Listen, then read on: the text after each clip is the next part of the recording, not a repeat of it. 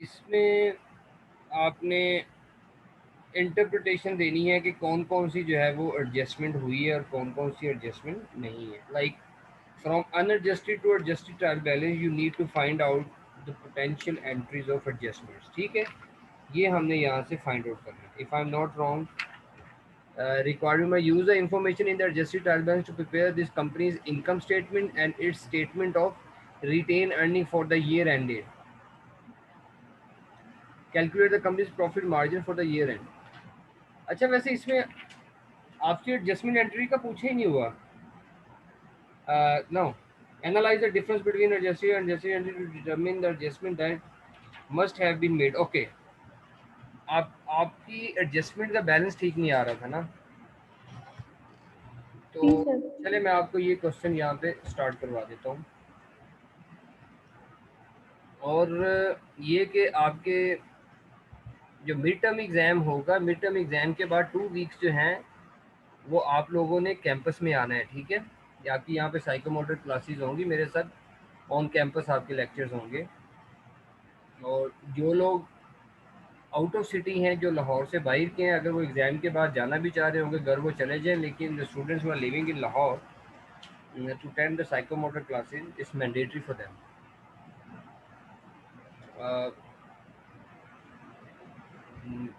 यहाँ पे मैं ये शीट जो है वो एक ड्रा कर लेता हूँ। Just a second please.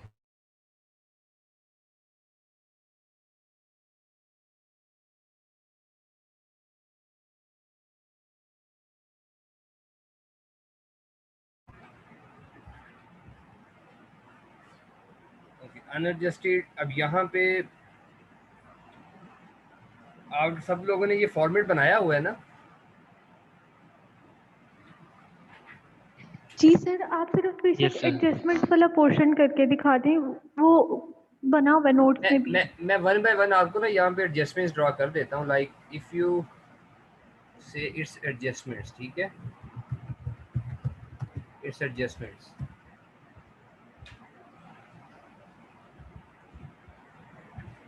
Debit and this is credit. Okay, इस साइड को हम यहाँ पे कवर अप कर लें।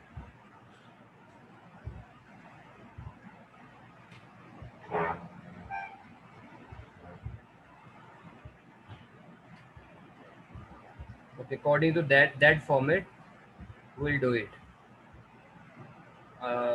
जो हेड्स होंगे मैं इसके पैरेलल इसका हेड लिख दूंगा, लेकिन आपने उसी सीक्वेंस के अंदर इसको लेके चलना है। Okay, now see, first we will find out the difference in the values. Like if you go to the account receivables, it's 60,000. Now the new account receivables are 66,660. It means 6,660 new addition is there in account receivable. I will write account receivable, ठीक है, in adjustments in front of the account receivable I will add 660। ठीक हो गया, 6,660 ये मैं new add करूंगा adjustment में, तो मेरा न्यू बैलेंस बनेगा। अब ये अकाउंट रिसीवेबल किस एंट्री के अगेंस्ट हुआ है ये हम यहाँ पे फाइंड आउट कर लेंगे। ये अभी हम डेबिट क्रेडिट डिफरेंस चलाते हैं, आगे जाके हमें इस चीज़ का आइडिया भी हो जाएगा। Now go to office supplies.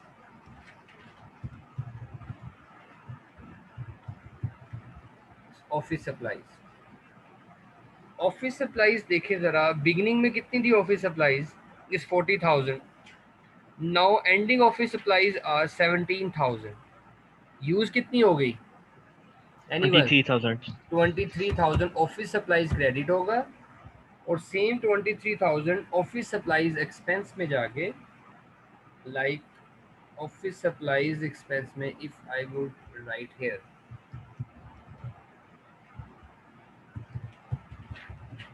Office supplies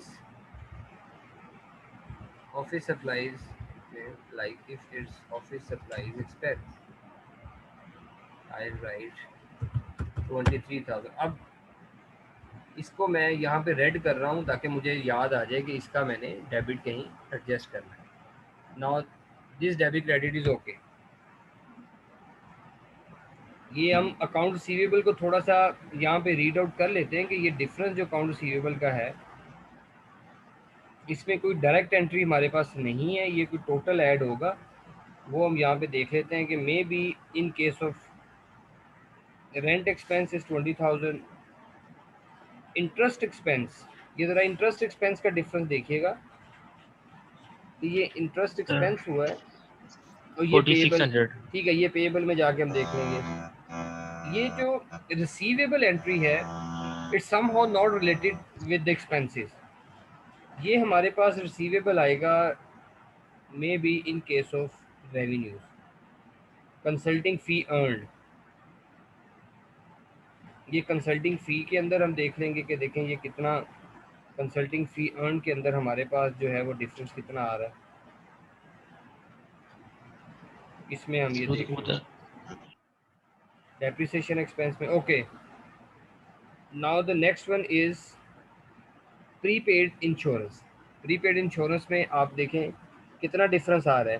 prepaid आपने कितनी पे की हुई थी, 8200, 8200 में से आपका अब एंडिंग बैलेंस कितना है, 36, तो कितनी इंश्योरेंस आपकी दिसंबर 31 तक एक्सपायर हो गई, डिफरेंस लें। 4600। प्रीपेड इंश्योरेंस, ठीक है, यहाँ पे आ गया प्रीपेड इंश्योरेंस। प्रीपेड इंश्योरेंस आपकी जो यहाँ पे क्रेडिट कितनी वैल्यू हो रही है, 4600 100। 4600, और यहाँ पे आपके पास इंश्योरेंस एक्सपेंस भी, इंश्योरेंस एक्सपेंस की जो वैल्यू भी आपके पास लिखी हुई है दैट इज़ 4600, ये भी एंट्री आपकी यहाँ पे, अब आप मार्क करते जाना है जो आपकी यहाँ पे वैल्यू ओके होगी।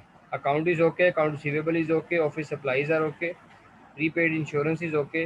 Now office equipment, now go to the depreciation, accumulated depreciation 10,000, यहाँ पे जो हमारे पास डेप्रिसिएशन की एंट्री है वो 10,000 की आ गई, ठीक है। यहाँ पे accumulated depreciation, just a second please. तो एजिंग के अंदर जैसे मैंने अभी आपको बताया कि इसमें हम according to the time period और according to the delay of payments we will define out the certain portion of अनकलेक्टिबल।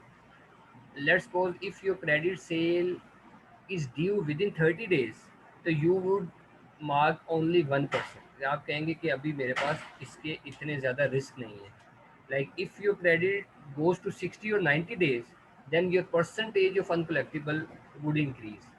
So defining a percentage of uncollectible amount according to the aging of your credit sale, aging mean according to the due date, जितनी वो increase हो रही है तो उसके accordingly अगर हम अनकलेक्टिबल define करते हैं तो that is called your ageing, मतलब according to the age of your credit sale आप डिफाइन करते हैं। जितनी पुरानी होती जाएगी आपके क्रेडिट्स, जितना ज़्यादा टाइम होता जाएगा उतने आपका रिस्क जो है वो बढ़ता जाएगा। तो there is a format and I will try to define और explain it through the format. अभी इसका फॉर्मेट एक ड्रा करते हैं, like Music Land company is there,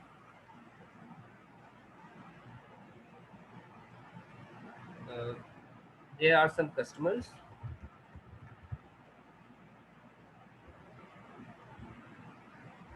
this is total amount due,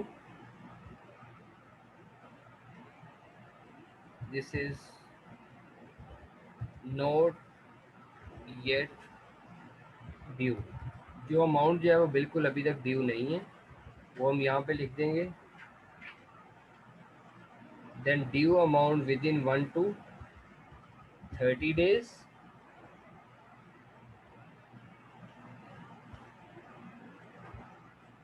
due amount between 1 to 30 days,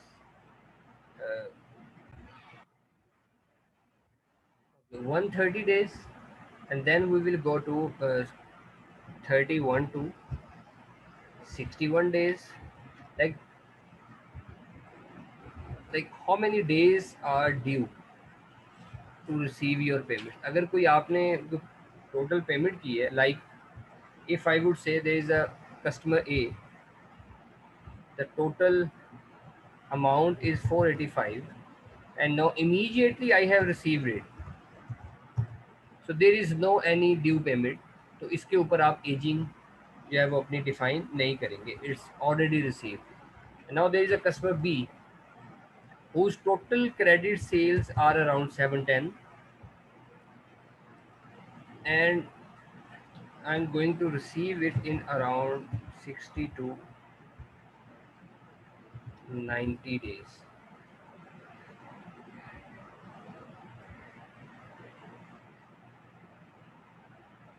Now this 710 जो मेरे पास amount है, इस being received in 31 to 60 days, इस इन डेज के अंदर मैं इसको रिसीव कर रहा हूँ according to the information given 710.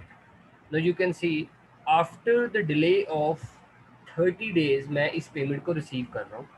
तो मैं हर अकाउंट का जो भी मेरे पास कस्टमर है, इस कस्टमर के accordingly I will prepare ageing schedule और that schedule of account receivable by age. मैं यहाँ पे इसको लिख भी देता हूँ, like this is a schedule of account receivable by age. अब according to the age कि when you are going to make your sale and when you are going to receive your amount, तो ये amount आपको पता चल जाएगी कि किस डे में मैं रिसीव कर रहा हूँ. Now for customer C, the total due amount is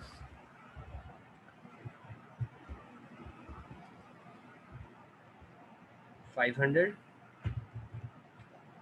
and that 500 out of the 500 300 is received immediately, उसी वक्त रिसीव कर ली, और 200 जो है I am going to receive it in my next 30 days.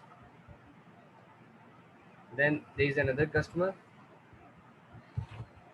इसकी सेल मेरे पास आ गई 740 की और ये अमाउंट मैं रिसीव कर रहा हूँ in like out of the 740 $100 is received within 61 to 19 days और next one is 91 to, या आप कह लें कि over 90 days.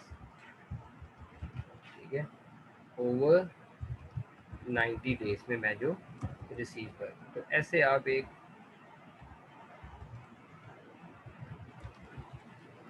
over 90 days का एक फॉर्मेट, दिस इज 640. ये आपने एक सिंपल सा एक according to the customer information आप लोगों ने ये एक फॉर्मेट प्रिपेयर कर लिया. अब now this is the time to find out the uncollectibles, कि वो हम देखते हैं कि अनकलेक्टिबल जो है वो हम कैसे फाइंड आउट करते हैं. अब इसको हम एक और हमारे पास यहाँ पे कंपनी है,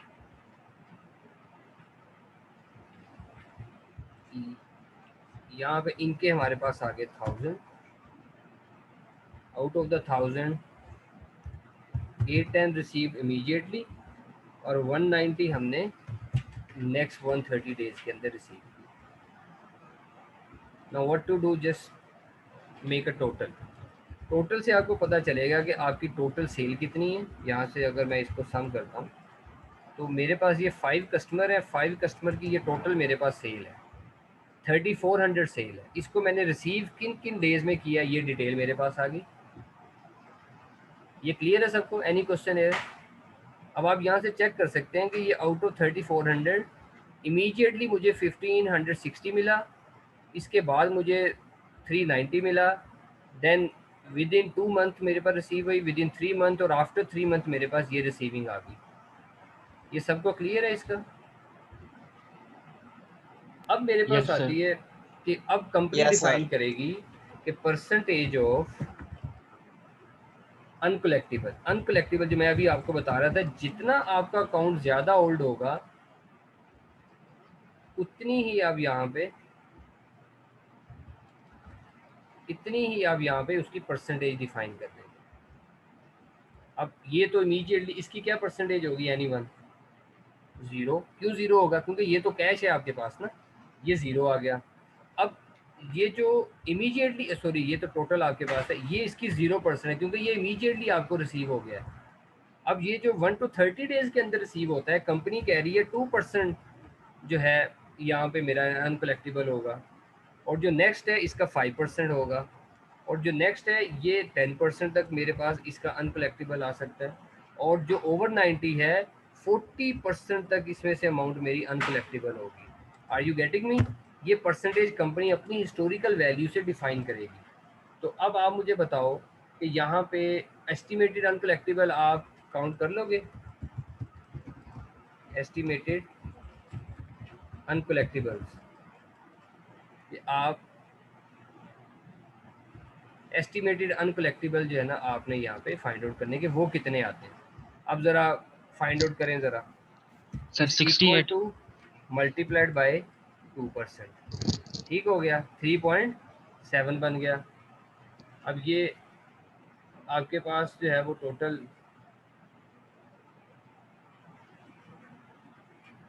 ये वाली वैल्यू आपके पास आ गई है।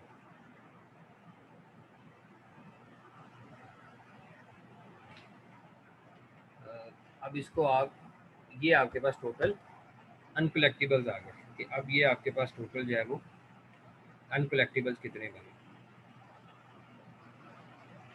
अब सिंपल नेक्स्ट आपने क्या करना है, यहाँ पे इस सब को टोटल कर लें।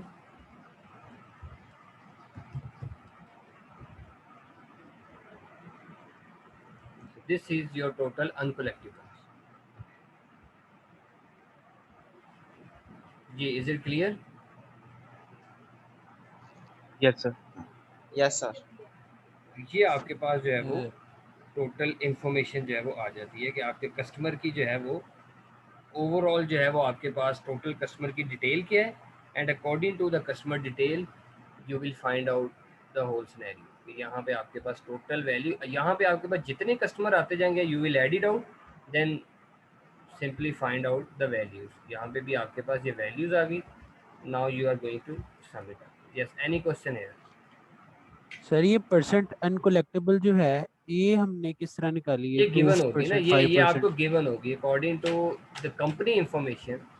ये आपको गिवन होगी और you just need to adjust it according to the format, तो you will find out the ageing schedule. अब आपको पता चल गया कि एस्टिमेटेड अनकलेक्टिबल कितने बने, 309 आउट ऑफ द टोटल 3400। पहले क्या होता था, टोटल सेल की डायरेक्ट परसेंटेज ले लेते थे ना। Now we are not going to find out the direct percentage, we are going to rely on the aging of account receivable. You will find out how older your account receivable is, and according to the age of that account receivable you will find out the percentage. Older the account receivable will give you higher percentage of account receivable, uncollectible percentage of account receivable. तो जाहिर है जितना account आपका old होता जाएगा आपका risk भी उतना ही बढ़ता जाएगा। Yes, clear? Yes sir. Now what you need to do, go to page 321